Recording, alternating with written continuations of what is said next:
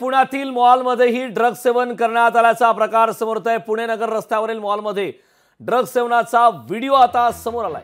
दोन तरुणींचा drugs सेवनाचा video समोर आलाय। पुणे पोलिसांच्या अब्रूचे धिंदवडे उडवणारा हा प्रकार पुन्हा एक समोर आलाय।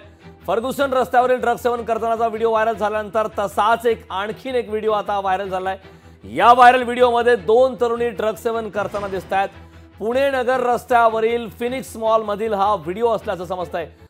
या संदर्भात चर्चा करण्यासाठी राष्ट्रवादी शरद पवार पक्षाचे प्रवक्ते अंकुश काकडे आपल्या सोबत जोडलेले आहेत। काकडेजी, लोकशाही मराठीमध्ये आपलं खूप खूप स्वागत आहे। सुसंस्कृत अशा शहरामध्ये पुण्यामध्ये एक अशा प्रकारच्या ड्रग्सच्या घटनांमध्ये वाढ होत आहे।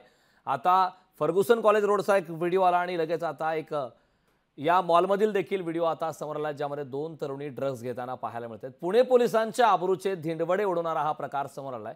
काय सांगाल यावरती, आपली काय प्रतिक्रिया आहे? मी आता अगोदर संजय शिरसाट सरकारी पक्षाच्या प्रवक्त्यांची प्रतिक्रिया ऐकली आणि त्यांनी सांगितलं की या बाबतीमध्ये कठोरात कठोर कारवाई केली पाहिजे। पण शिरसाट कठोरात कठोर कारवाई कोणी करायची आणि कधी करणार हा माझा त्यांना प्रश्न आहे। आपण पाहिलं असेल की या राज्याचे गृहमंत्री म्हणून ज्या दिवशी देवेंद्र फडणवीस यांनी सूत्र हातात घेतली तेव्हापासून या महाराष्ट्रामध्ये कायदा आणि सुव्यवस्थेचा बट्ट्याबोळ झालेला आहे। ललित प्रकरण, ड्रग्ज प्रकरण होऊन आज जवळपास वर्ष दीड वर्ष होत आलं, पण त्याच्या बाबतीमध्ये अजून म्हणावी तशी कार्यवाही होत नाही। त्या प्रकरणात तर सध्याच्या मंत्रिमंडळातल्या एका मंत्र्याचा हात आहे अशा प्रकारचा उघड आरोप रवींद्र दंगेकर आणि सुषमा अंधेकर यांनी केला होता। त्यानंतर सुद्धा कोरेगाव पार्क या भागामध्ये चालू असलेले पब, त्या ठिकाणी होणारी ड्रग्जची विक्री, या बाबतीमध्ये चर्चा झाली।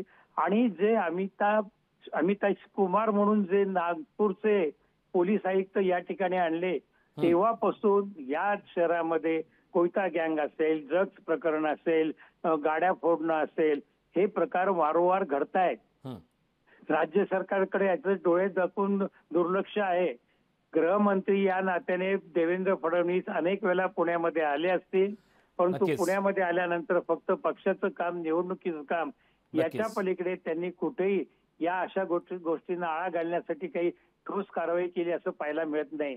नक्कीच काकडेजी, आपल्या अपेक्षेप्रमाणे सत्ताधारी पक्षाच्या वतीनं अशा प्रकारच्या घडामोडींना आळा घालण्यासाठी कारवाई करणं अत्यंत आवश्यक आहे। काकडेजी, खूप खूप धन्यवाद लोकशाही मराठीशी संवाद साधला त्याबद्दल। लोकशाही मराठी ऐका, पहा, जागरूक रहा।